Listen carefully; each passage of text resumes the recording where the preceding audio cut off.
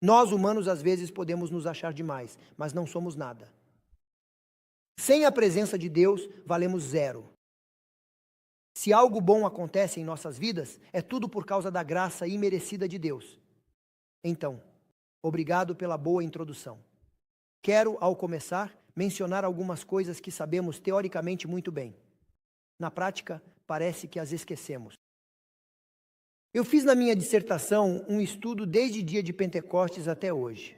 E todos, 100%, todos os avivamentos na história aconteceram por causa da oração. Não há um único avivamento na história da igreja que aconteceu sem oração. O espírito de profecia no livro de Atos diz nos capítulos 4 e 5 que a mão de Deus, as promessas de Deus não são mais curtas. Não é culpa de Deus que não experimentamos avivamento e poder hoje, mas as pessoas hoje não oram como oravam naquela época. E temos uma tendência, sem ofender ninguém, a que reuniões de diretoria sejam maravilhosas e necessárias. Devemos ser organizados, devemos planejar, não devemos ser caóticos. Mas muito obrigado, temos uma tendência de orar por 2 minutos e planejar por 2 horas. Você entende? E fazemos um plano e pedimos a Deus para abençoar nosso plano. Nos dias dos discípulos, eles oravam até receber o plano e ele já estava abençoado. Você me acompanha. Vou te dar exemplos específicos esta noite, mas antes de começar, quero explicar um pouco mais minhas afirmações. Ellen White diz que não há poder na empreitada humana. E então ela diz, e isso é muito interessante, eu tenho as citações aqui, ficaria feliz em abri-las para você e lê-las palavra por palavra do espírito de profecia, de mensagens selecionadas. Ela diz, ouça com atenção a razão para nosso fracasso, falta de sucesso e ineficiência. A razão para nossos fracassos é que planejamos muito e oramos pouco, e então ela diz na próxima frase, que confiamos demais na sabedoria, poder e planejamento humanos e muito pouco no poder de Deus. Sabemos disso, não sabemos? Todos concordamos, não concordamos. Alguém discorda que devemos confiar mais no poder de Deus? Eu não acho que sim, porque se você não acreditasse no poder de Deus, não estaria aqui esta noite. Nós sabemos disso, mas na prática temos uma tendência a planejar e agir em nosso próprio poder e não nos sentimos confiantes, não nos sentimos seguros para apenas esperar no Senhor. Mas Jesus foi muito claro quando disse aos discípulos, ele disse, esperem, não vão. E o leninista enfatiza claramente nos capítulos 2 e 3 do livro de Atos, esperem, não vão, esperem e orem até receberem o Espírito Santo e então vocês receberão poder. Então vocês vão de Jerusalém, Judeia, Samaria, até o fim do mundo e... Então ela diz que seu trabalho será acompanhado de milagres e maravilhas e assim por diante. Os discípulos oraram. E depois de orar, muito interessante, ela explica que no começo eles não oraram por poder, não oraram pela obra de Deus, oraram porque estavam com medo dos fariseus. Se mataram Jesus, o que vai acontecer conosco? Eles estavam com medo por sua própria segurança e oraram por proteção, e ela diz que enquanto oravam por si mesmos, não receberam resposta. Você ouviu o que eu disse? Já aconteceu de você orar e não receber resposta? Pense nisso. Enquanto oravam por si mesmos, não receberam resposta. E então ela diz, quanto mais oravam, mais. Ela diz no livro de Atos, começaram a entender as afirmações de Jesus. Ela diz que o Espírito Santo, quanto mais oravam, começou a trazer de volta todos os sermões de Jesus. E pelo que eles oraram. Vamos analisar um pouco pelo que eles oraram. Eles oraram por segurança. Você me segue. Pelo que eles oraram. Mas então ela diz na próxima frase, quando o Espírito Santo começou a descobrir que Jesus não veio para lhes dar segurança e bênçãos, eles estavam esperando que Jesus os libertasse dos romanos. Estou certo ou errado? Diz no Desejado de Todas as Nações, nos últimos 4 capítulos. No Desejado de Todas as Nações, nos últimos 4 capítulos, eles esperavam que Jesus os libertasse dos romanos, para torná-los o topo de todas as nações. Esse é um belo sonho, você sabe. Ei, faça minha nação a mais rica. E me dê uma Mercedes, um avião, uma casa grande e, se possível, 2 milhões de dólares. E essas são coisas maravilhosas. Você sabe, se você me der uma Mercedes, eu não vou dizer não. Estou brincando. Não estou pedindo para você me dar uma Mercedes. Estou apenas dizendo que é um belo sonho ter. Não há nada de errado em ter uma casa bonita. Na verdade, em Kentucky, tivemos uma casa de 9 quartos, 6 banheiros, 50 acres de propriedade, uma casa linda, no topo da montanha, com vista de 360 graus. Não mais em Washington, D.C. É impossível, mas de qualquer forma, e assim, voltando à história. Eles esperavam que Jesus os libertasse dos romanos, que fizesse da nação a melhor entre as nações, que os curasse de todas as doenças. Ei, esse é um bom rei para se ter. Ele curaria todos nós. Ninguém estaria doente. Você pode imaginar se todos que fossem à igreja fossem curados. Ninguém estaria doente. Eu me juntaria a essa igreja. Porque eu tenho dor nas costas, sabe? E eu orei, e Deus nunca ouviu minha oração. Eu ainda tenho dor nas costas. E então ouça com atenção, ele os curaria de doenças, e eles disseram que ele diz na era do farisaísmo, que ele pode até multiplicar o pão, não precisamos trabalhar, recebemos pão e peixe de graça, não é bom? E eles esperavam que Jesus lhes desse todas essas bênçãos, parêntese, para o que oramos? Oramos por cura, estou certo ou errado? Hora da confissão, oramos por um emprego, oramos pela família, estou certo? Oramos por bênçãos, oramos pela escola.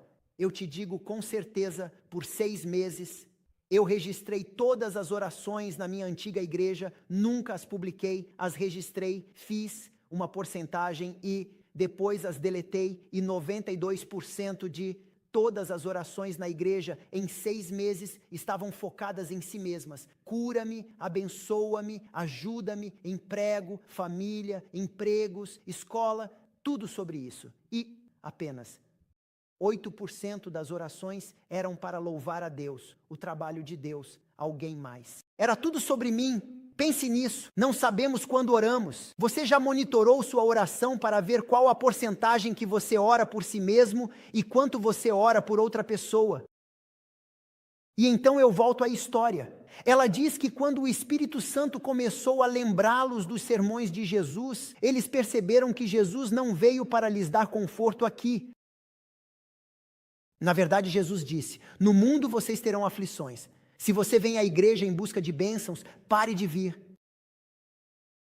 Isso não é uma boa notícia, pastor. Dê-nos um sermão melhor. Se você vem à igreja em busca de bênçãos, ficará desapontado. Quanto mais você busca bênçãos, menos você recebe bênção. Ela diz: quem ora por bênçãos, ouça com atenção. E eu lhe dou a citação. Eu tenho as citações. Elas não são minhas. Espírito de profecia, goste ou não. Ela diz que quem ora por bênçãos para si mesmo, ora a oração errada. Na verdade, as próprias palavras, ninguém ora um rito buscando uma bênção para si. Fechar aspas. Eu conheço o parágrafo de cor porque eu li tantas vezes e o apresentei tantas vezes. Ninguém ora um rito buscando uma bênção para si. Você sabia disso?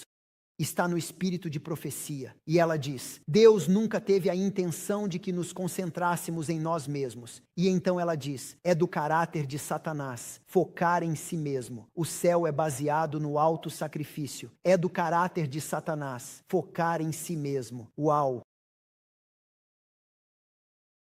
Não seria seguro para Deus nos dar poder quando estamos focando em nós mesmos? Porque Jesus diz: você ora e não recebe resposta porque ora de maneira errada. Você sabe o que significa errado. Você ora para usar de forma egoísta. Abraão, Deus o abençoou. Agora escute, as pessoas param aqui. Bem, Deus abençoou Abraão. Não. Eu fiz um sermão inteiro sobre bênçãos. E não há um lugar na Bíblia que mostre que Deus abençoou alguém, ponto.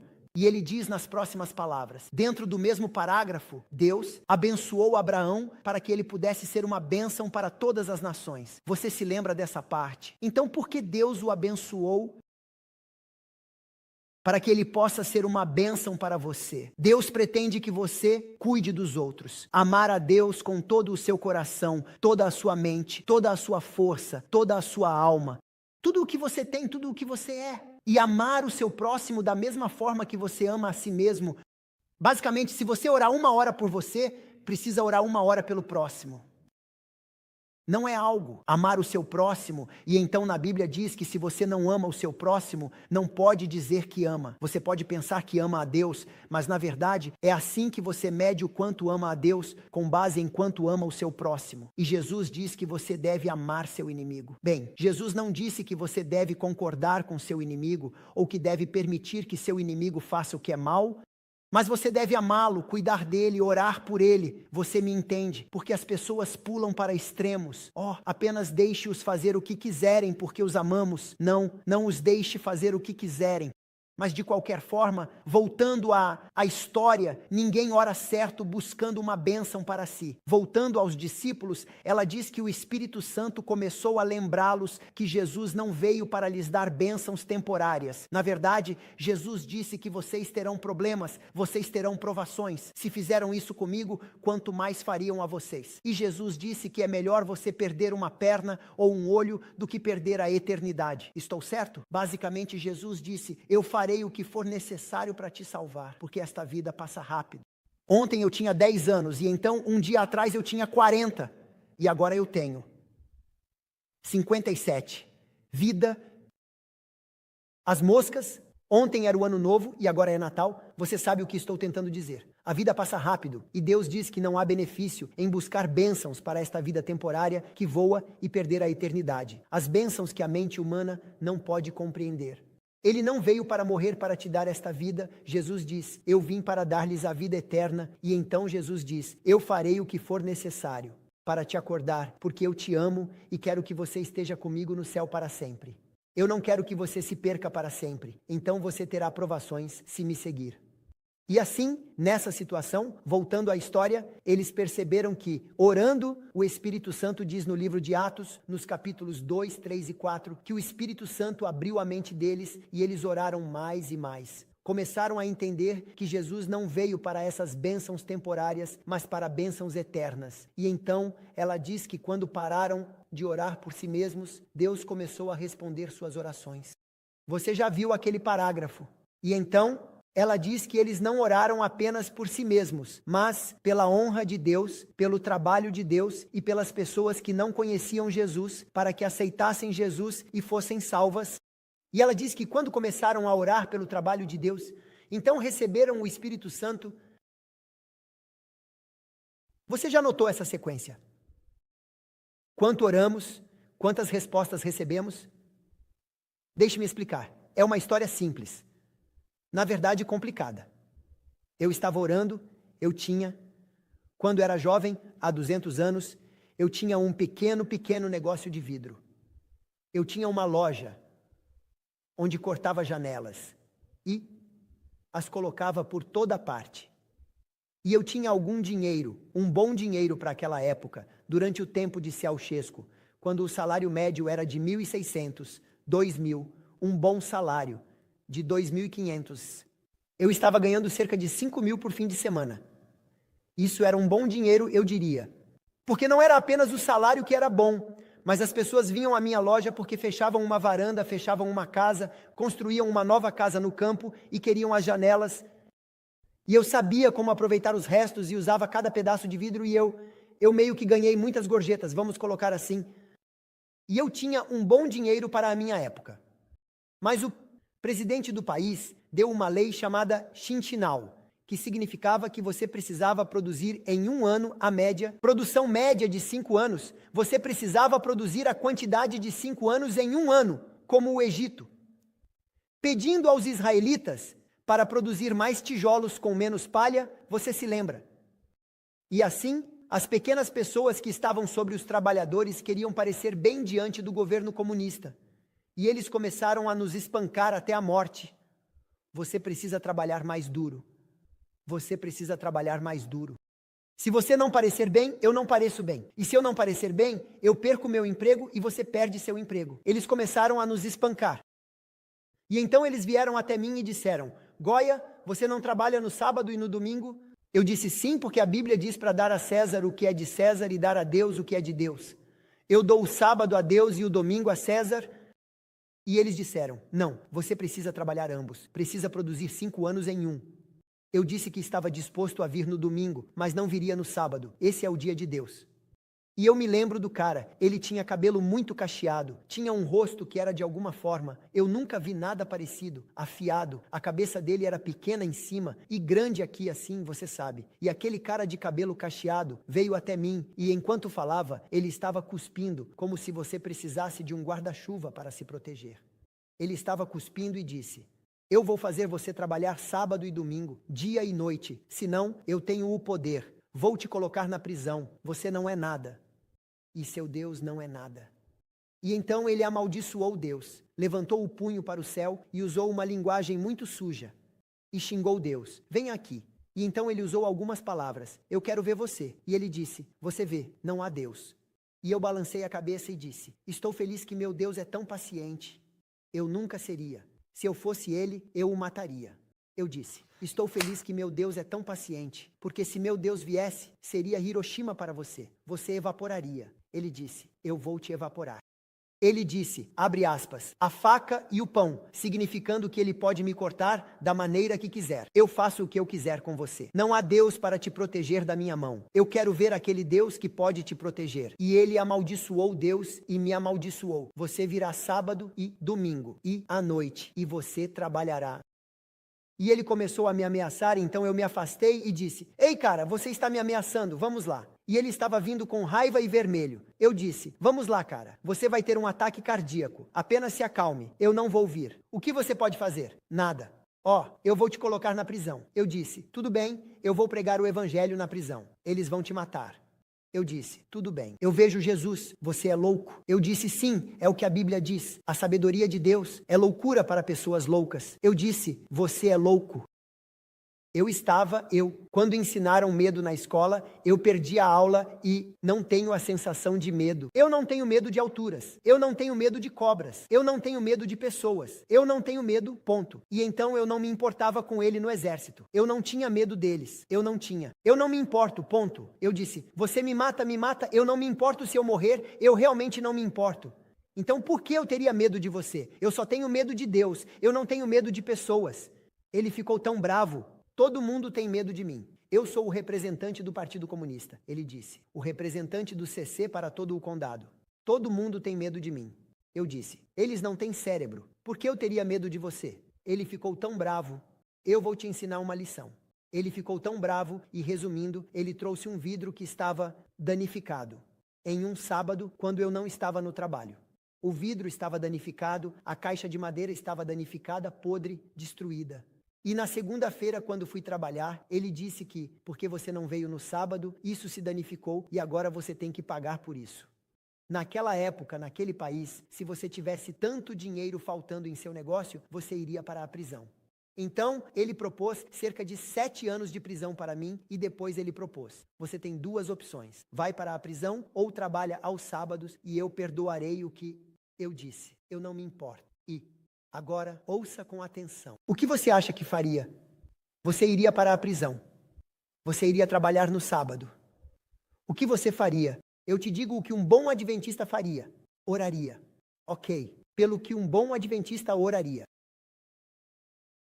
Senhor, livra-me, estou certo ou errado. Salva minha liberdade. Salva minha vida dessa pessoa maligna. Estou certo ou errado.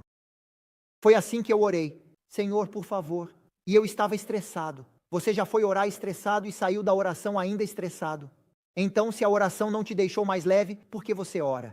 Parece que Deus ou não se importa ou não é capaz de te ajudar. Ele não tem poder. Deus não se importa, sim ou não, Ele se importa. Ele deu seu Filho por nós. Se Ele deu Jesus, como em Romanos capítulo 8, como não nos dará também todas as coisas em Jesus? Ele se importa. Então ele não tem poder. Eu gostaria de te ajudar, mas sinto muito, sou tão fraco. Deus não tem poder. Ok, Heleno, eu digo que a razão pela qual não vemos os mesmos milagres que vimos, eu digo isso com minhas palavras, mas tenho a citação. A razão pela qual não vemos tantos milagres em nossos dias, não é porque a mão de Deus é curta, mas porque não estamos tão comprometidos quanto eles estavam. Comprometidos com o quê? Comprometidos com o eu ou comprometidos com Deus? Ouça com atenção. Comprometidos com o quê? Bem, eu tenho a citação. 7 Testemunhos, página 32. A todos quantos... Quantos significa todos? Você e você e você. A todos que se oferecem a Deus para o serviço, para quê? para Deus me servir ou para eu servir a Deus? Olá. Quem se oferece a Deus para o serviço, não Senhor, abençoe-me, mas Senhor, use-me. A todos que se oferecem a Deus para o serviço, não retendo nada para si, com entrega total. Ouçam, pessoal, eu acredito em nossa igreja com todo o meu coração. Meu pai, meu avô, espancados pela polícia a ponto de acharem que ele estava morto. E ele ficou cerca de 3 meses em coma, porque o encontraram distribuindo Bíblias. Dedicado, eu acredito nesta igreja, mas ouça com atenção. Eu acredito no sábado. Está na Bíblia, está nos 10 mandamentos. É a lei de Deus. Eu acredito. Não diga, pastor Goya disse que não devemos guardar o sábado. Mas ouça com atenção. Se você guarda o sábado e não se entrega, isso é suficiente. Você ouve o que estou tentando dizer. Os fariseus guardavam o sábado melhor do que você e eu, mas eles nunca se entregaram. Quando cantamos tudo a Jesus, quanto você deve, quanto significa tudo. Bem, deixe-me te dizer, é muito mais fácil guardar o sábado, é muito mais fácil comer saudável, é muito mais fácil devolver o dízimo, é muito mais fácil cantar no coro, ensinar a escola sabatina, saber sobre o estado dos mortos, do que se entregar. Você me segue?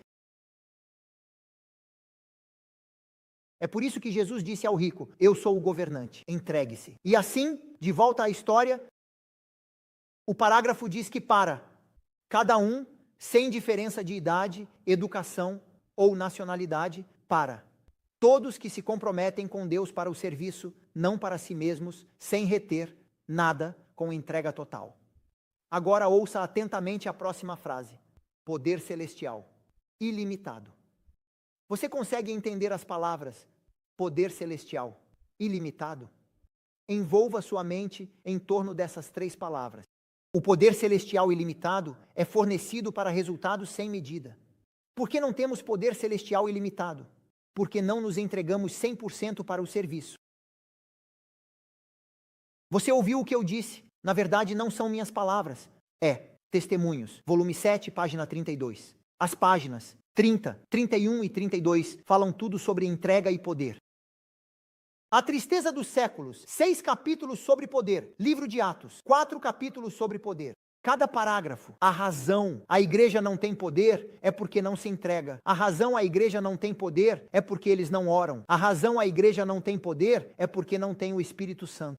A razão pela qual a igreja não recebe o Espírito Santo, então ela diz que se precisamos tanto do Espírito Santo, não há sucesso em nenhuma área do nosso trabalho. Essas são as palavras, sem sucesso em todas as áreas do nosso trabalho, a menos que recebamos o poder do Espírito Santo. Não é através da sabedoria, não é através da força, não é através de métodos humanos, é apenas através do Espírito Santo. E então ela diz que a razão pela qual não temos poder é porque não temos o Espírito Santo. E então ela diz que a razão pela qual não recebemos o Espírito Santo é porque oramos tão pouco por ele e tanto por nós mesmos. E então ele diz, se precisamos tanto do Espírito Santo, por que não imploramos ao Senhor pelo Espírito Santo? Se o Espírito Santo tem sido o poder que Jesus prometeu, é melhor que eu vá, porque se eu for, eu vos darei o Consolador. Se precisamos de um Consolador, por que não oramos pelo Consolador? Ela diz que a maior e mais urgente entre todas as nossas necessidades é a renovação. E então, na próxima frase, ela diz que a renovação vem quando as pessoas oram pelo Espírito Santo. E então ela diz na próxima frase que o Espírito Santo não vem em vão, mas vem para nos capacitar a cumprir nossa missão, a prestar serviço. E assim, voltando à história, eu fui para casa e orei, salva-me, salva-me, salva-me, salva-me, salva-me, e não obtive resposta. Minha oração estava batendo no teto e voltando para me atingir. Eu orei, não. E então eu fui até meu pai. Estou orando e Deus não responde. E meu pai disse uma citação de memória. Ele disse, cito, para toda oração honesta, uma resposta virá. Isso é do espírito de profecia. Eu tenho a citação no meu seminário. Para quantos? Para toda oração honesta, uma resposta virá. Mas então, na próxima frase, seria errado assumir que Deus responde no tempo que queremos, da maneira que queremos. E então, algumas páginas depois, se você soubesse o fim desde o começo, escolheria o mesmo caminho. E meu pai disse, para cada um, uma oração e uma resposta virão. Mas então meu pai disse, depende do que você ora. Ele diz, o que você orou. Libertação deste homem maligno. Ele quer me colocar na prisão por não trabalhar no sábado. O que vai acontecer comigo? Meu pai disse para mim, bem, imagine se José não fosse para a prisão. Ele teria se tornado o primeiro-ministro do Egito. Eu disse, sim, mas eu não preciso ser primeiro-ministro. Eu só preciso de liberdade. E meu pai disse, imagine se Daniel não fosse um escravo. Você acha que foi divertido ser levado como escravo para a Babilônia? A família dele foi morta. Coloque-se no lugar dele. Se ele não tivesse permitido que Deus o guiasse através dessas provações, ele teria se tornado o primeiro-ministro da Babilônia. E meu pai disse, as pessoas não experimentam grandes milagres, porque elas nunca confiam em Deus para guiá-las em grandes provações. E nunca fazem grandes orações. Uau! Eu não gostava mais do meu pai. E meu pai disse, você fez a oração errada, filho. Você não é o centro do universo. Você se concentra demais em si mesmo, na sua liberdade e no seu conforto. Eu disse, o que você quer que eu ore? Que eu vá para a prisão. Fácil para você dizer, mas e eu? Na prisão. E meu pai me disse, você não acha que Deus te ama mais do que você se ama? Então meu pai leu um parágrafo para mim que é extremamente forte de uma das cartas que Ellen White escreveu. Eu tenho o parágrafo novamente no meu seminário. Eu posso colocá-lo amanhã na tela, onde ela diz que não nos rendemos, porque temos medo das consequências se confiarmos plenamente em Deus. Temos medo do que vai acontecer se eu me render completamente. O que vai acontecer comigo? E não confiamos nele para nos rendermos completamente, porque o que vai acontecer comigo? E então ela diz a seguir, preferimos confiar em nós mesmos do que confiar em Deus. Isso é profundo.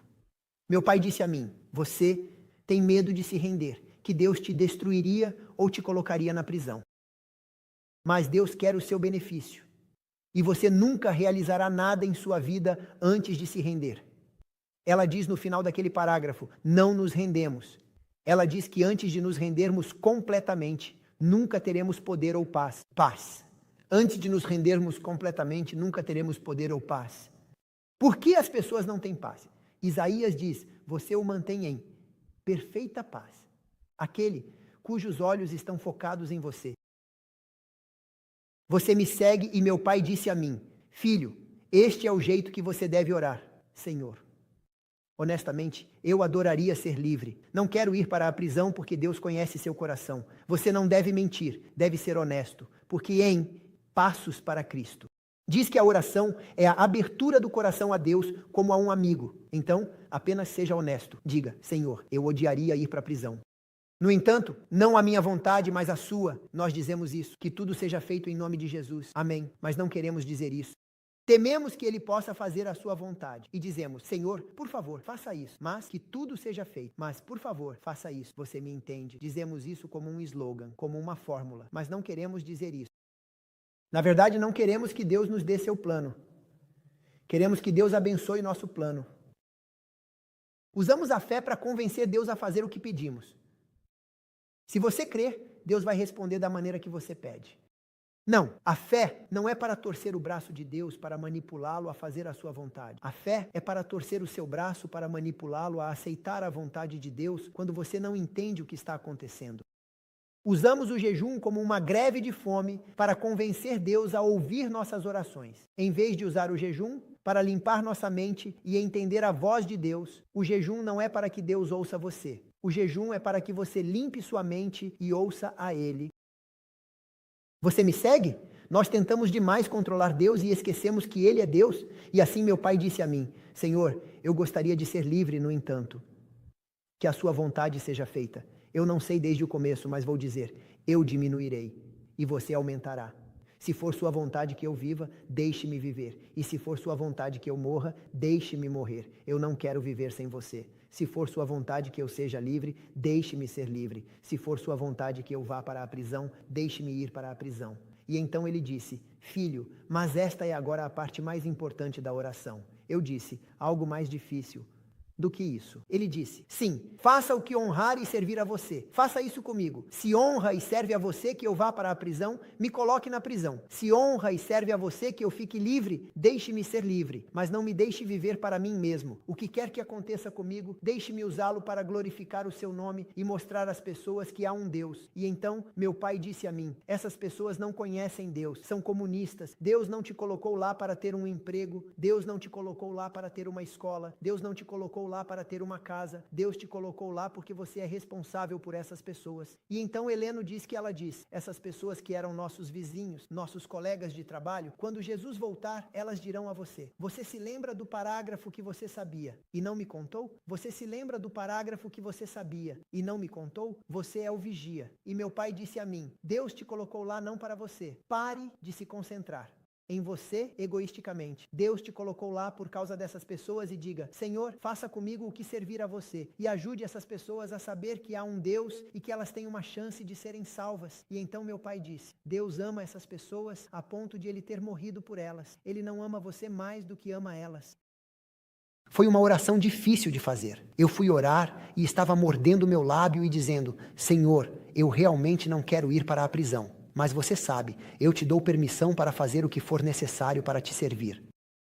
Quando eu disse aquelas palavras difíceis, naquele momento, experimentei pela primeira vez na minha vida, e eu nasci adventista, pela primeira vez na minha vida, uma paz. Como se todo o céu tivesse descido. Eu estava tipo...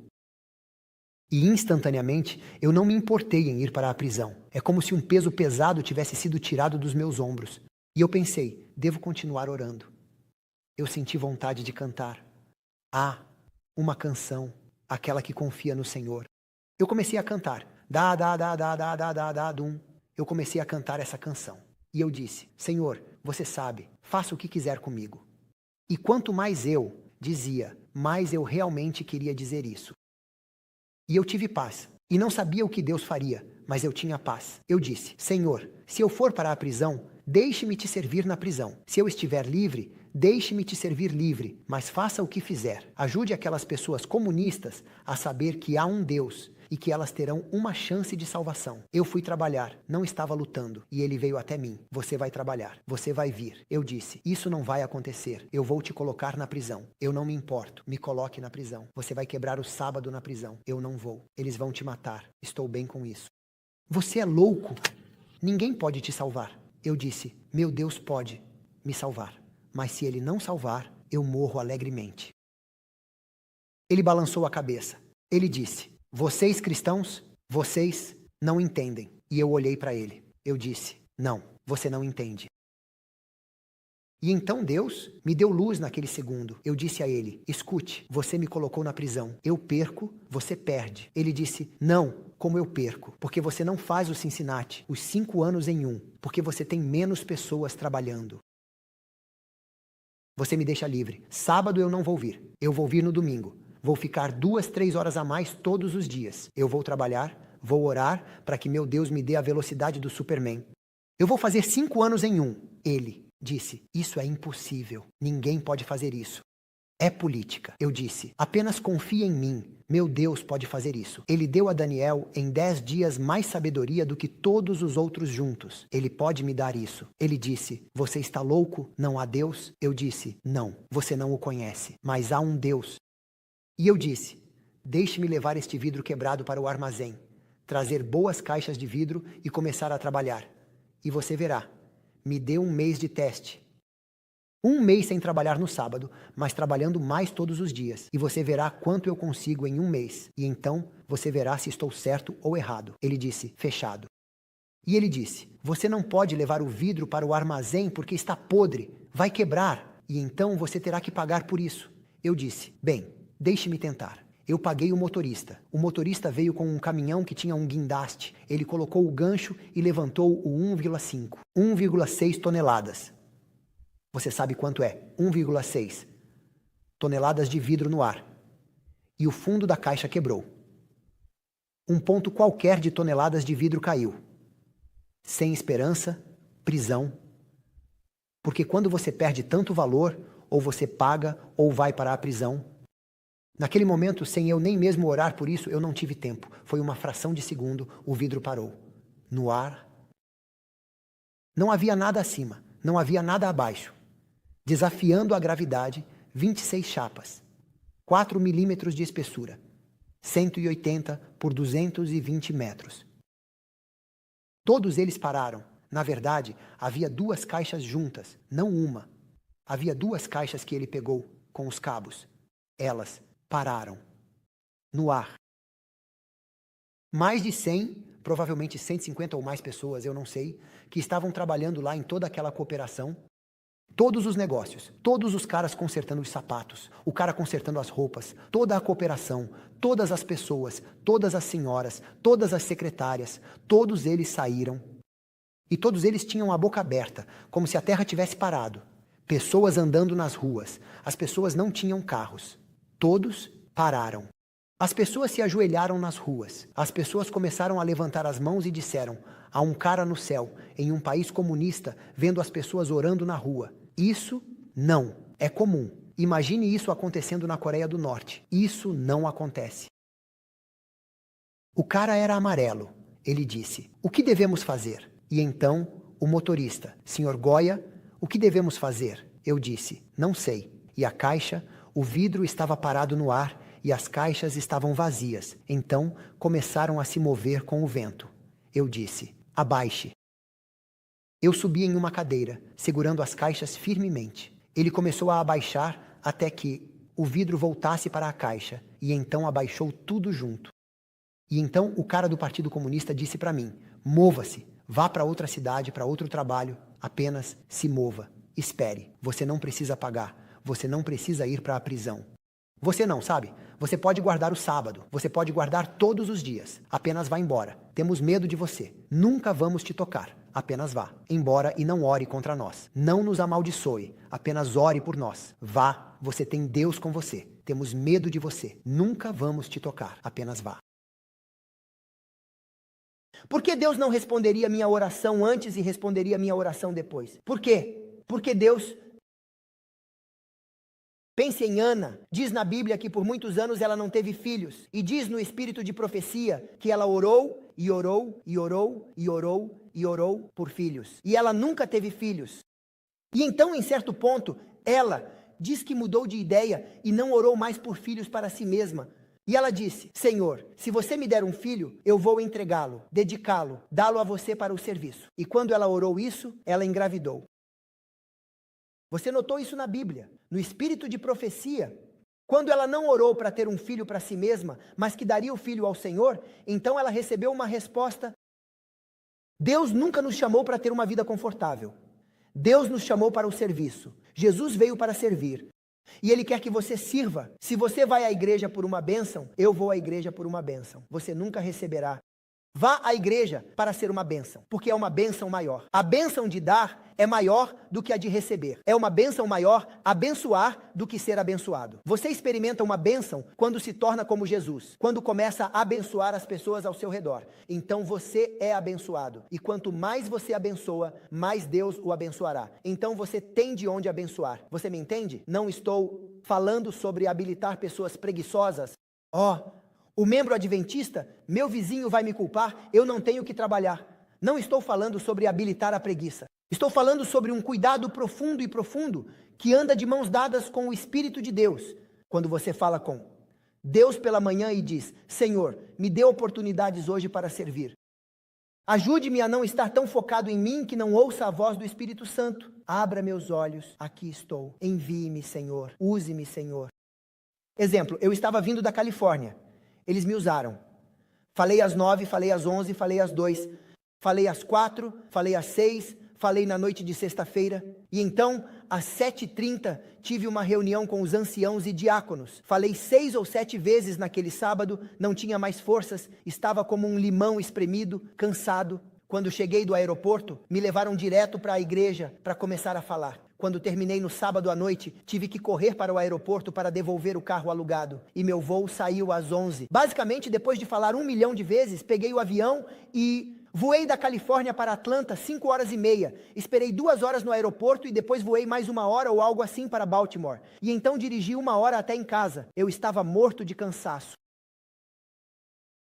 Quando entrei no avião, eu orei. Senhor, por favor, me ajude, que não haja ninguém sentado à minha esquerda ou à minha direita, que este banco fique vazio, para que eu possa descansar. E Deus falou na minha mente, essa oração é para você ou para mim? E bem, é para mim, mas estou cansado. E o Senhor disse, quem te dá saúde? Incrível, toda vez que você vai ao médico, eles dizem que seu colesterol está perfeito, seu açúcar está perfeito, você está saudável. Nós ficamos admirados. Quem te dá saúde? Eu disse, você. Por que você se preocupa? Você não deveria me colocar em primeiro lugar e deixar que eu me preocupe com você. E então veio à minha mente a oração da profecia espiritual.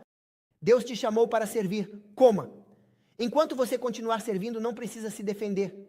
Seu Deus lutará por você. Faça seu trabalho e deixe Deus cuidar de você. Eu disse, Senhor, tudo bem, eu me arrependo. Se você tiver alguém em grande necessidade, coloque-o ao meu lado. Assim que eu disse isso, uma mulher grande sentou à minha direita e uma mulher grande sentou à minha esquerda e elas me apertaram como sardinhas na lata. Eu não conseguia me mover. E eu disse, Senhor, vamos lá. E a senhora à minha direita, que estava na janela, começou a chorar. Ela colocou a cabeça nas palmas das mãos e eu disse, é isso, você sabe. O Senhor as colocou ao meu lado porque elas precisam de uma bênção. Posso ajudar você? Ela diz, me deixe em paz. Ok. E ela continuou chorando. A senhora à minha esquerda disse, como você pode ajudá-la? Eu disse, bem, não sei, eu poderia orar por ela. Ela disse, você acredita na oração? Eu disse, absolutamente. Ela disse, eu também. E começou a falar sobre oração, e eu comecei a falar sobre oração, e por meia hora conversamos. Eu dei a ela quantas orações, quantos tipos de oração, quantas orações na Bíblia, quantas orações são respondidas na Bíblia, quantas orações são respondidas instantaneamente, quantas orações são respondidas com o tempo. Comecei a dar a ela informações, você sabe. Ela disse, uau, como você sabe disso? Eu disse, 9 anos e meio de estudo, 750 orações, você sabe. 8 delas traduzidas do hebraico e muitas do grego. E 111 livros lidos sobre oração. E eu comecei a me gabar como um tolo, se você sabe. De qualquer forma, ela disse, uau, você realmente sabe sobre. Você realmente acredita na oração. A senhora à direita, que estava chorando, parou de chorar e disse, independentemente de quanto você ore, isso não vai mudar minha situação. Eu disse, bem, qual é a sua situação? Quando entrei no avião, recebi uma mensagem do meu marido dizendo que ele me deixou por outra mulher. O que Deus pode fazer sobre isso? Mas eu não respondi. Porque Jesus diz em João, eu não falo minhas próprias palavras, mas falo as palavras que o Pai me dá. Você se lembra do versículo? Se Jesus, que era sábio, não se permitiu falar suas próprias palavras, nós deveríamos falar nossas próprias palavras. Você me segue? Neemias, quando foi ao rei, o rei disse, o que você quer? E Neemias disse, eu não respondi primeiro. Eu orei por sabedoria e então respondi. Então, em vez de responder à senhora, eu disse, me dê um segundo e orei em minha mente. Eu disse, Senhor, não posso ajudar essa senhora. O marido a deixou. O que posso fazer? Por favor, você prometeu que aqueles que pedem sabedoria a receberão. Você se lembra da grande mão? Deus vai te dar sabedoria. Eu disse, me dê sabedoria após sua promessa. Não estou pedindo por mim. Estou pedindo para ser uma bênção para ela. Deus falou em minha mente. Claramente, é como se eu estivesse fortemente impressionado a dizer a ela que ela está melhor sem o marido. Eu disse, senhora, vou dizer algo realmente cruel. Por favor, não me bata. Não fique brava. Apenas me deixe terminar a frase. Você não vai concordar com o que eu digo. Ela ficou tipo, o quê? Eu disse, escute, eu sei que é difícil para você agora, mas é bom para você que ele te deixou. Ela disse, o quê? Estou passando por um divórcio, o que eu vou fazer? Eu disse, apenas me deixe terminar. E eu disse, ninguém te amava ontem e te odeia hoje. As pessoas não simplesmente param de amar você instantaneamente. Ele parou de te amar há 2, 3, 4 anos. E ele começou a te abusar, a te chamar de nomes, a gritar e a te bater. E a vida se tornou um inferno, e sua casa se tornou um inferno, e você não tinha mais alegria, e sua vida era miserável e estressante. E você não conseguia dormir e não conseguia comer. E ele começou a te trair, e depois de 2, 3 anos de lixo e miséria, ele finalmente teve coragem de dizer, eu sou Deus. Você sofre agora, mas em 1 mês, 2 meses, 3 meses depois, você superará isso. Mas você voltará para casa sem ninguém gritando com você. E você pode recomeçar a vida. E desta vez, comece com Deus. Porque você não conhece as pessoas, mas Deus conhece as pessoas. E Ele vai te dar alguém que te ama e te respeita. Ela abriu a boca. Como você sabe que há 3 anos ele parou de me amar? Há 3 anos ele começou a gritar, começou a pegar o dinheiro e começou a me bater. E a vida se tornou exatamente como você diz. Você é um profeta. Eu disse não. Como você sabe disso? Eu disse senso comum. Eu disse, eu orei em minha mente e pedi a Deus por sabedoria. Você fala com Deus. Eu disse, Ele fala comigo. E ela disse, você está certo. É isso que acontece. E eu sei que você está certo, que eu vou estar melhor. Porque eu fiquei cansada, eu queria me matar, eu estava cansada disso.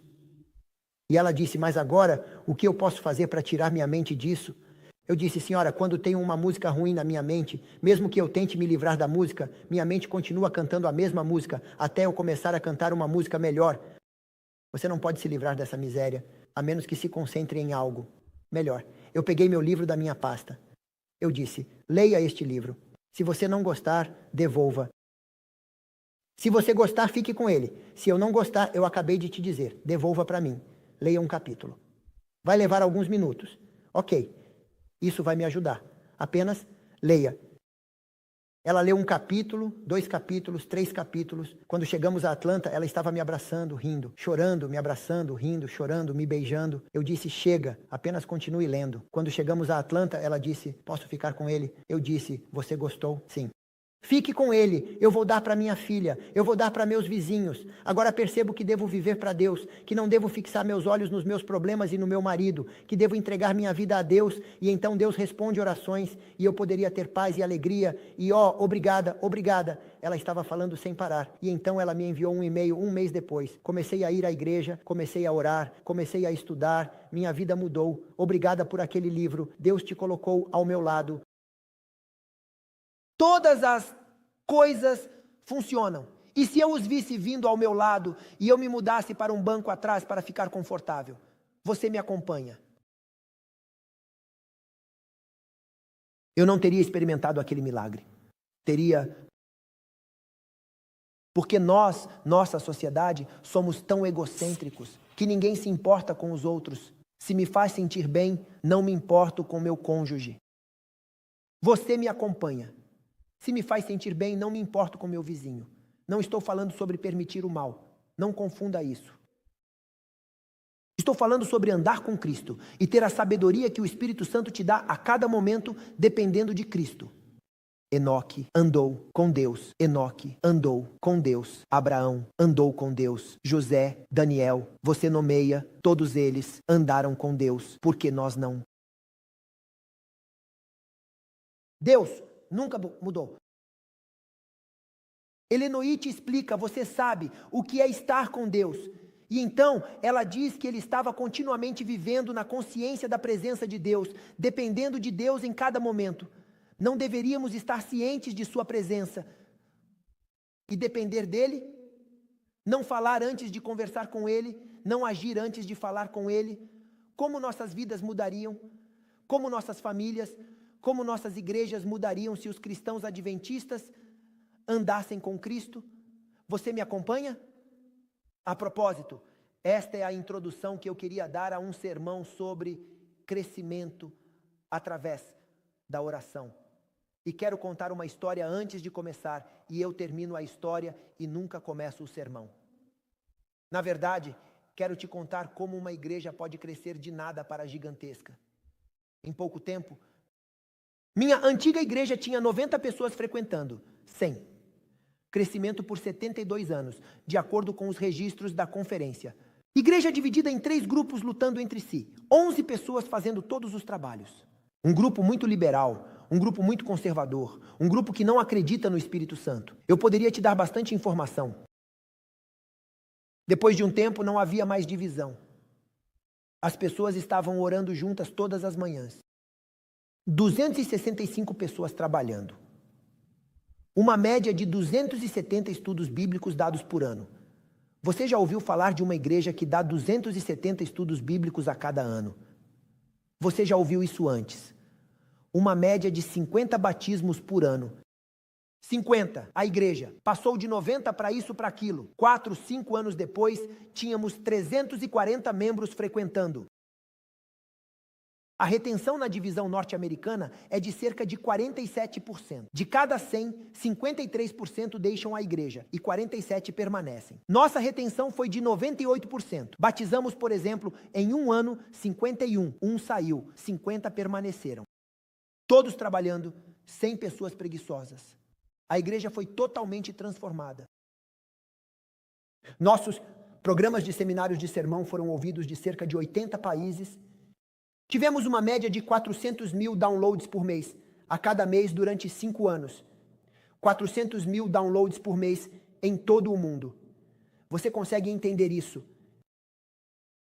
Por meio da oração, nos reuníamos na minha casa e orávamos. Depois íamos para a floresta e orávamos por 2 horas pelo Espírito Santo, dizendo: Senhor, use-nos, não temos poder, dê-nos seu Espírito para servir. Eles vieram até mim e disseram: queremos pintar a igreja. Eu disse: me dê o plano de Deus para vocês. Queremos pintar a igreja e começar pontualmente às 9h30 e terminar pontualmente ao meio-dia. Eu disse: esse é o seu plano, me dê o plano de Deus. Meu Deus é grande, vocês vieram com um plano pequeno, vocês são pequenos, têm um plano pequeno, me dê um grande plano, um plano do tamanho de Deus. Eles dizem: mas o que podemos fazer de grande? Orem.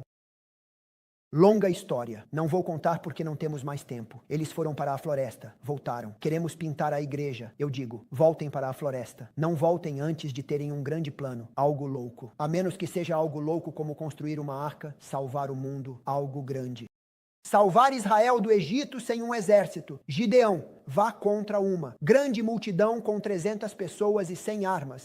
Me deu um grande plano louco. Então é o plano de Deus. Eles voltaram para a floresta. Voltaram depois de 2 horas. Pastor, queremos alcançar o mundo. Sabemos que é louco. Nossa igreja é pequena. O mundo é grande. Queremos alcançar o mundo. Eu disse: esse é o plano de Deus. Próximo. Queremos ter televisão. Queremos ter rádio. Queremos fazer muito. Queremos batizar 50 pessoas por ano. Eu disse: apenas 3 flechas. Vocês deveriam ter disparado 10 flechas, não apenas 3. Vocês me seguem. Todas essas longas histórias foram realizadas. 50 batismos por ano, alcançando o mundo. Recebemos uma média de 100 a 130 e-mails por dia durante 5 anos de todo o mundo. Igrejas, 6 igrejas nas Filipinas, 2 igrejas na Alemanha, uma igreja na Austrália, uma igreja. Nossa igreja, suas mensagens transformou. Nossa experiência na igreja, batizamos muitos. Igrejas ao redor de nossas famílias, eu queria me matar. Eu estava ouvindo um dos sermões, me batizei, agora sirvo, dou estudo bíblico. Outra, eu poderia te dar história após história. Recebemos tantos e-mails. Só me dê as histórias fortes. Apenas me dê as grandes histórias. Eu poderia te contar uma história. Eu estava pregando e logo após eu começar o sermão, uma senhora veio até a porta dos fundos. Ela tinha calças pretas, caídas até aqui. Você sabe do que estou falando? Uma grande corrente aqui. Anéis, anéis, anéis, anéis, anéis, anéis, anéis, anéis, anéis, anéis, anéis, anéis por todo lado. Anéis, anéis, anéis, anéis, correntes, correntes. Quero dizer, aquela senhora, se ela fosse ao aeroporto, bip, bip, bip, bip, bip, todas as máquinas apenas, você sabe, quero dizer, anéis por toda parte. O cabelo estava raspado aqui e era grande aqui. Era rosa, azul, vermelho ou algo assim, amarelo, verde. Eu não lembro das cores. Ela disse: vamos lá, fique longe da minha igreja, você sabe. Quero dizer, e ela entrou na igreja, e eu quase parei de pregar, quase, uau, você sabe, ela é boa para um museu ou algo assim, e ela entrou pela porta e eu continuei pregando. Quando terminei o sermão, e começamos a cantar o hino de encerramento, ela saiu. Ela não ficou para a oração, não ficou para a canção. Obviamente não queria falar com as pessoas, queria ficar sozinha. Mas tínhamos uma política em nossa igreja. Ninguém entrava por aquela porta sem ser orado. E durante os intervalos, você via pessoas no corredor orando juntas, umas pelas outras. Então eu corro atrás dela. A santa pensou que eu não conseguiria aguentar, provavelmente. Eu vou ao banheiro ou algo assim. Eu corro atrás dela. Ela me vê. Ela corre para o carro. Eu corro atrás dela. Ela abre a porta, eu fecho a porta. Ela diz, eu quero ir para casa. Eu disse, não se preocupe, eu não vou te levar para a minha casa. Eu deixo você ir para casa. Fale um pouco. Ela diz, eu não quero falar. Eu disse, então fique quieta. Eu falo. Ela diz, eu não quero ouvir. Eu não acredito em Deus. Agora, quando as pessoas fazem uma afirmação, não discuta com elas, você perde. Elas vão discutir de volta. Jesus nunca discutiu com os fariseus. O que ele fez? Ele fez uma pergunta contrária, deixou-os responder a própria pergunta. Você me segue? O que eu não acredito em Deus, eu oro por sabedoria. E em vez de dizer, por favor, acredite em Deus, eu disse, você está bêbada. Ela disse, o quê? Você me ouviu? Não, eu não estou bêbada. Não, eu não estou bêbada. Sim, você está... Não, eu disse, sim, não, sim. Por que você diz que eu estou bêbada? Você disse que não acredita em Deus. Sim, eu não acredito. Mas você veio à igreja. Sim, eu vim. O que você está fazendo aqui? Se você não acredita em Deus, você está bêbada. Isto é um cinema, não é? É uma igreja. Você não vê a placa. Se você não acredita em Deus, a menos que você esteja bêbada, eu vou à igreja. O que você está fazendo aqui se não acredita em Deus? Ele disse, agora eu entendi. Eu não estou bêbada, acredito em Deus. Eu só não acredito em oração. Bem, eu concordo com você. Você concorda? Sim. Deus nunca responderá a sua oração. Ela disse, o quê? Eu disse, você tem olhos azuis. Deus odeia pessoas com olhos azuis. Você precisa ter olhos castanhos como eu e Deus vai responder suas orações. Ela diz, você é louco, pastor. Deus responde a toda oração independentemente da cor dos olhos. Eu disse, entendi. Você me disse que não acredita em oração e agora me diz que Deus responde a toda oração. Decida-se. Você me encurralou de novo. Eu disse, sim, porque você não sabe o que quer. Você tem uma luta dentro de si. Você me diz que não acredita em oração, não acredita em Deus, mas vem à igreja. Então, decida-se.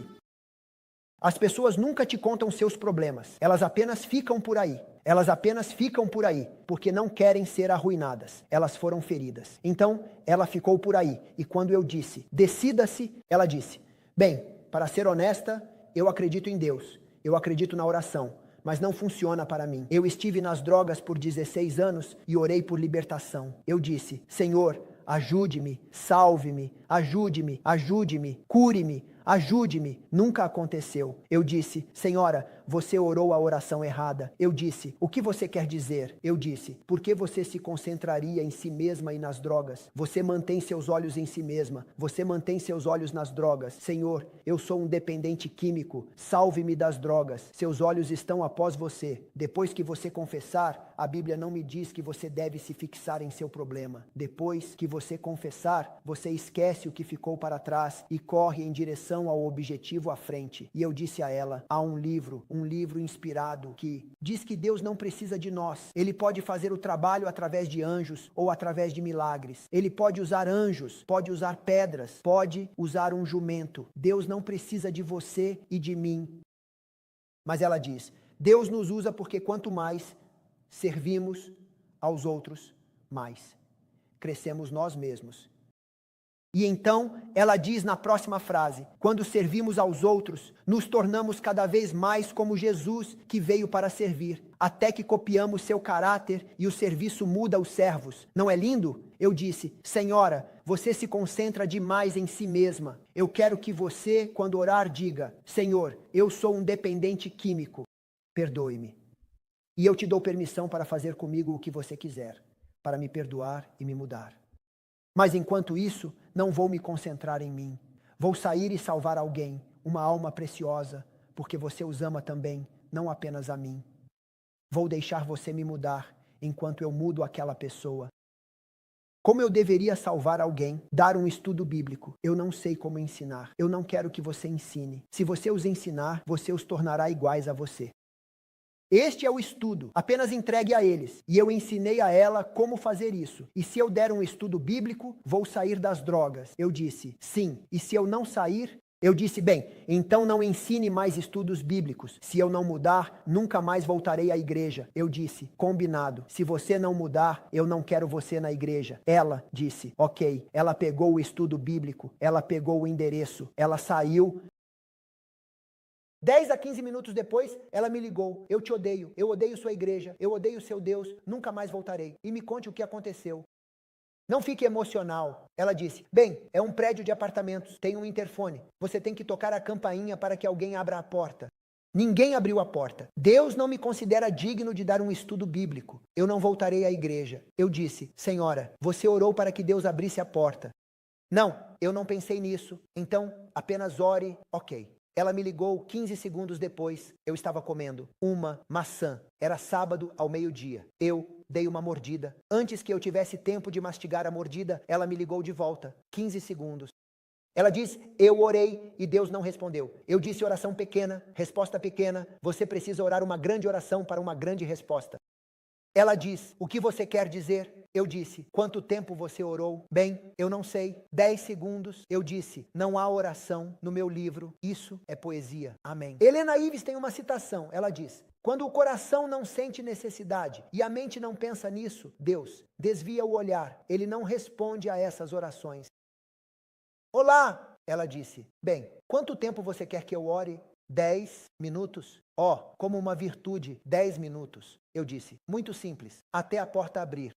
Ela disse, bem, quanto tempo? Coloque em tempo, 15 minutos. Eu disse, até a porta abrir e você dar um estudo bíblico. E se a porta não abrir, simples, você continua orando.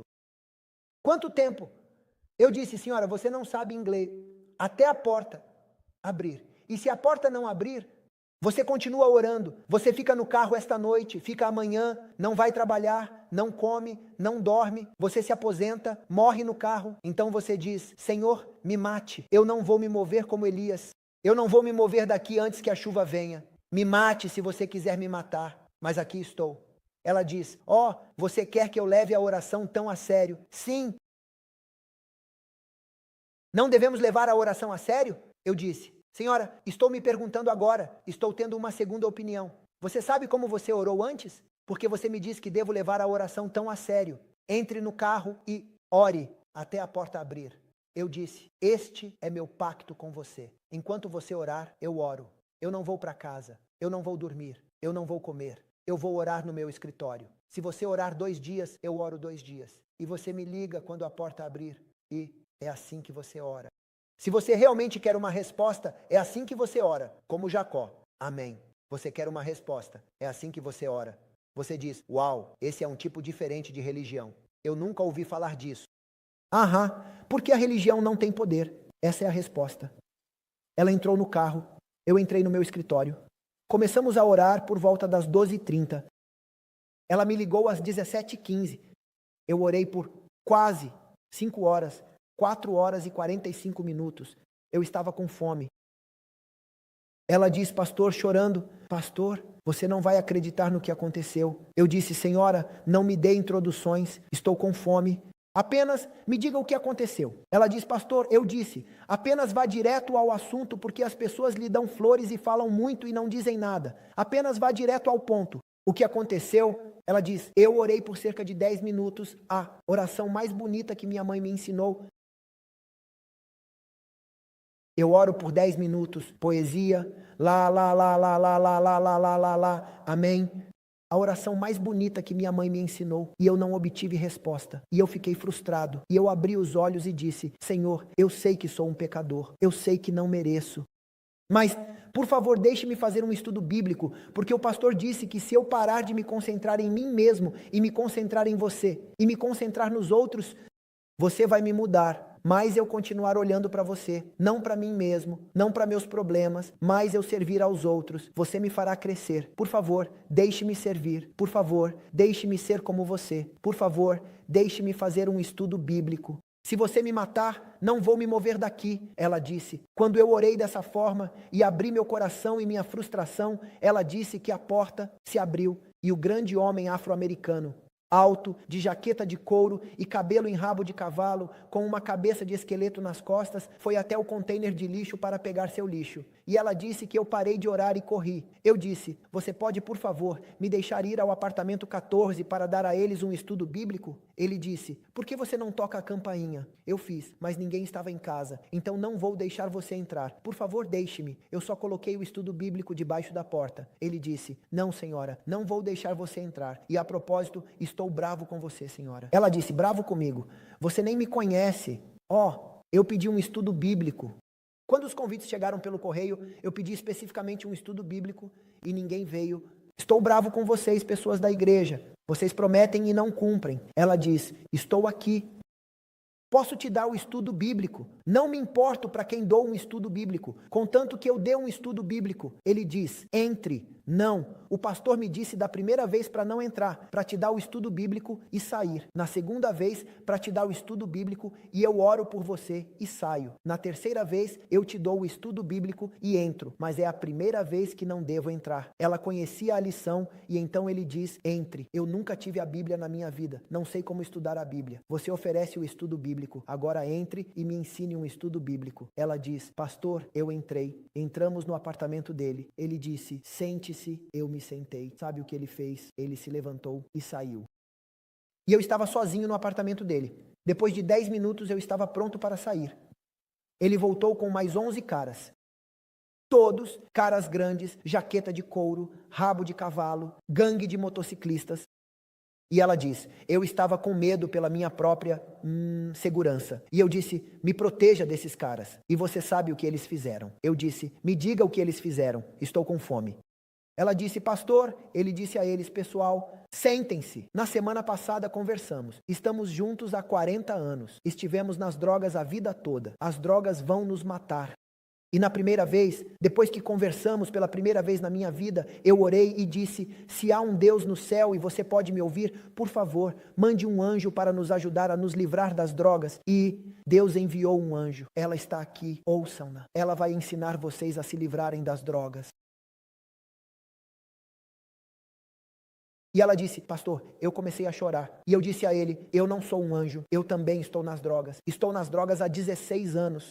E o pastor me disse que se eu parar de me concentrar em mim mesmo, e parar de ser tão egocêntrico e tão egoísta, e começar a me concentrar em Deus e aceitar o perdão pela fé, e eu orar para que Ele me mudasse, e enquanto isso, em vez de cuidar de mim mesmo, começo a servir e salvar os outros ao meu redor.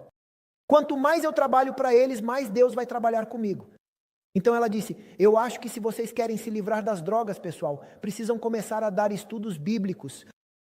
E eles disseram, não sabemos como dar um estudo bíblico. Ela disse, simples, na primeira vez você bate na porta, mas não entra. Na segunda vez, mas não temos estudos bíblicos. O pastor tem muitas cópias, ele vai dar a cada um de vocês um estudo bíblico. E eles disseram, podemos assistir, você tem um DVD player. Sim, é isso. Ensine-nos. Eu não posso ensinar. O pastor me disse que eu não deveria ensinar. O DVD deve ensinar. Vamos assisti-lo juntos. Eu disse, pastor, eles assistiram por meia hora e todos os 12 começaram a chorar. Grandes homens chorando. E então ela disse, eles disseram, nunca ouvimos nada tão bonito como isso. Por favor, volte no próximo domingo. E eles disseram, pastor, deixe-me contar o segredo, a melhor notícia de hoje. Eu usei drogas a cada 2 horas. Se eu não usar drogas na minha veia, começo a tremer. Eu vim à igreja por volta das 11 e agora são 5h15. E eu não usei drogas e não estou tremendo e não sinto necessidade. Eu disse, senhora, quando você serve a Deus, meu Deus é tão bom que Ele serve você. Prioriza Ele, coloca você em primeiro lugar, honra você. Se focar nele, vai se concentrar em você, servindo. E Ele tem o poder de mudar sua vida. Ele mudou o ladrão na cruz. Ele mudou Maria. Ele mudou Raabe. Ele mudou a mulher no poço. Ele pode mudar você. Ela nunca parou de vir à igreja. Ela veio no próximo sábado, sem cores no cabelo, sem anéis, sem correntes. Ainda assim, seu cabelo ainda não havia crescido. Mas ela trouxe 2 pessoas daquela gangue para a igreja. E ela continuou vindo e ainda está vindo. E tivemos histórias incontáveis assim em nossa igreja. Quando as pessoas começaram a orar, focando em Deus. Senhor, aqui estou. E se cada membro da igreja fizesse isso em todo o mundo, você pode imaginar o que o Espírito Santo poderia fazer. Somos uma sociedade egoísta, infelizmente. Na igreja temos a mesma tendência que o mundo ao nosso redor. Abençoe-me, ajude-me Não há nada de errado em apresentar suas necessidades diante do Senhor.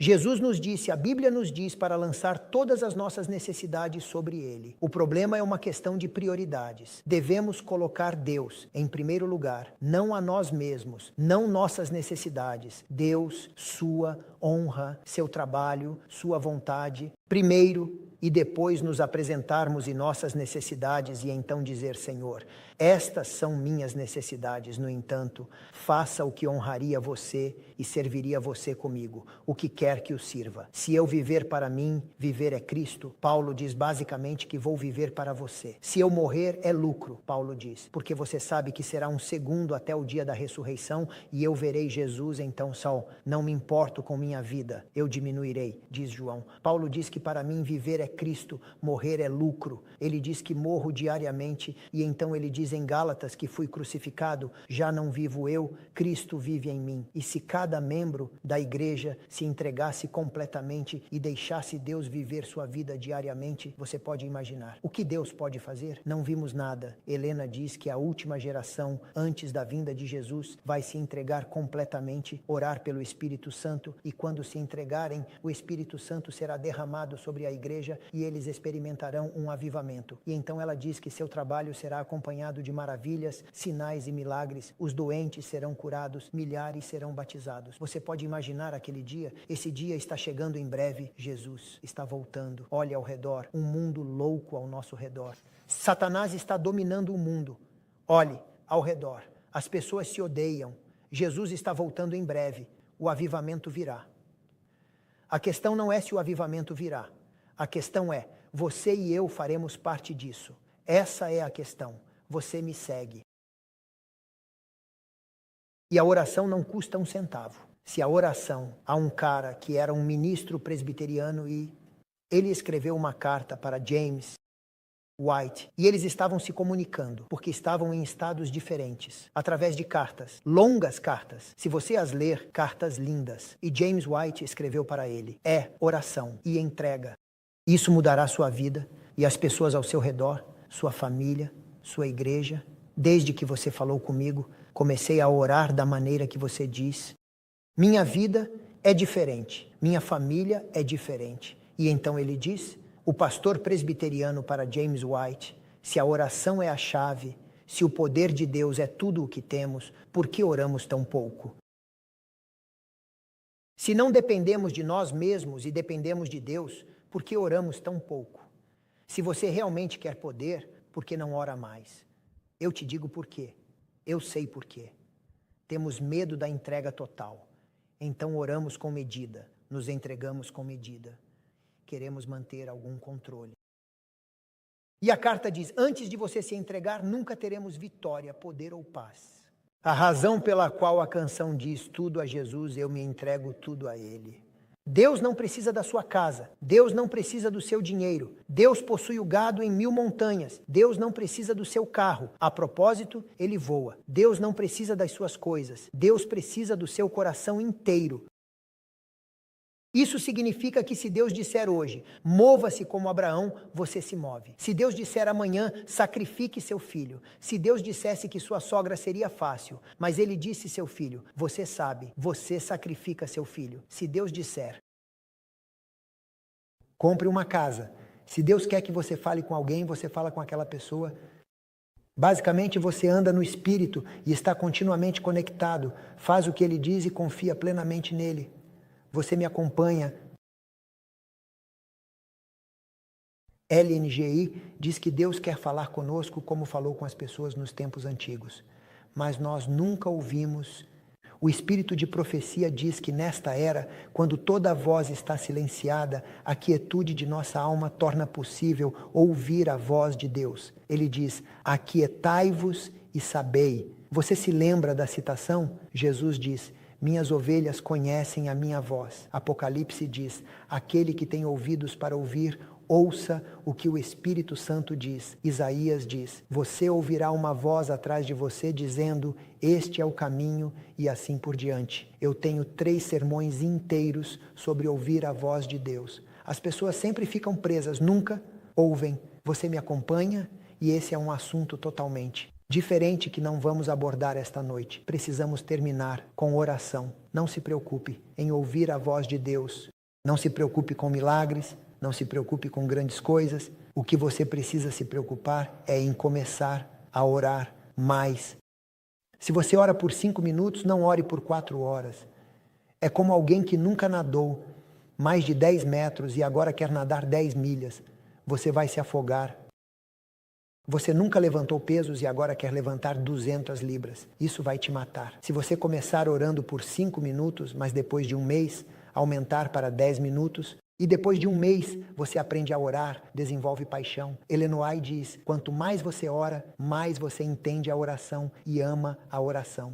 Quando você desenvolve uma paixão pela oração, dobre o tempo de 10 para 20 minutos. Um mês depois, vá para meia hora. Podemos conversar mais. Ellen White diz em Testemunhos, volume 6, que oração não é quando falamos. Ela diz que a oração é um diálogo, é uma conversa quando você fala e Deus fala. Na próxima frase, ele diz que a oração e o estudo da palavra não devem se separar, porque através da oração falamos com Deus e através da palavra Deus fala conosco. Portanto, a oração não é apenas quando você ora, louva, estuda, lê e pensa. Quando você lê, você ouve, Deus fala com você. Você ora, fala com Ele e depois reflete. Ele diz, Jacó, você foi ao campo para meditar. Ellen White explica que devemos refletir sobre a palavra de Deus. Você pensa sobre isso e então ora, e depois lê, e depois digere, e assim por diante. Assim, você dá a Deus a chance de falar com você. Falamos disso depois. O seminário de oração leva cerca de 10 a 11 horas e não temos tempo neste fim de semana. Mas comece pequeno, mas continue crescendo. Não se preocupe em mudar a si mesmo. Você não pode mudar. Você pode ser capaz de mudar seu comportamento, mas você nunca mudará seu coração. Mas Deus prometeu lhe dar um novo coração. E Deus não mente. O que você precisa fazer, em vez de tentar mudar a si mesmo, é tentar ser cheio do Espírito Santo. Porque Illinois diz que apenas o Espírito Santo pode mudar nossos corações. Ele nos convenceria do pecado. Você se lembra? Ela explica no livro de Atos. Ela explica lá como o Espírito Santo trabalha na transformação. Então, apenas esteja cheio de sua presença e Ele fará o que você não pode fazer, ok? Vamos terminar com uma oração. Vou te dar aproximadamente 1 minuto. Então você ora em silêncio e você diz, Senhor, eu não posso fazer isso com o meu poder e estou pedindo sua ajuda, mas eu faço um compromisso hoje. Vou começar a orar mais, vou começar a me concentrar mais em você. Ajude-me, Senhor, porque eu tenho a tendência de esquecer. Lembre-me amanhã, e lembre-me no domingo, e lembre-me na terça. E se eu esquecer, lembre-me novamente, ok? Então tire 1 minuto e ore, e depois eu farei uma oração de encerramento. Pai no céu, viemos à sua presença e agradecemos pelo seu amor, sua paciência, sua graça e compaixão que excedem nossa compreensão humana. Agradecemos pelo privilégio da oração, de vir à sua presença, o Deus do universo, e de abrir nossos corações e ter a promessa de que você ouve e se importa. Pai, por favor, ensine-nos a orar e nos dê a disciplina de nos comprometer com a oração. E ajude-nos a passar mais tempo com você a ponto de conhecê-lo mais. E confiarmos mais em você. E aprendermos a andar com você e a depender de você. Pai, por favor, ajude-nos a ser preenchidos com a sua presença, a ser preenchidos com o seu Espírito e a permitir que você nos use para ser uma bênção para as pessoas, famílias ao nosso redor, pessoas ao nosso redor, pela igreja, pela sociedade, para refletir o caráter de Jesus, a ponto de que, quando as pessoas nos veem, vejam você em nós. Por favor, abençoe essas pessoas aqui e as que ouvem online. Abençoe essas famílias, abençoe esta igreja. Não estou pedindo por bênçãos físicas, embora também precisemos delas, mas estou pedindo por um novo compromisso, por um novo relacionamento com você, uma confiança plena, uma entrega total, porque Jesus está voltando em breve e não vale a pena focar em outras coisas. Pai, complete nossa oração, porque você sabe exatamente o que precisamos e nos ama. Confiamos em você, confiamos em seu poder Por favor, ande com seu espírito, coisas que não podemos fazer, e ajude-nos a não nos concentrar em nós mesmos e a não nos desanimar porque não conseguimos mudar, mas a focar em você e em seu poder, e em sua promessa e em seu amor. Pai, complete nossa oração. Oramos em nome precioso de Jesus e em seus méritos apenas, e acreditamos em você e agradecemos. Amém.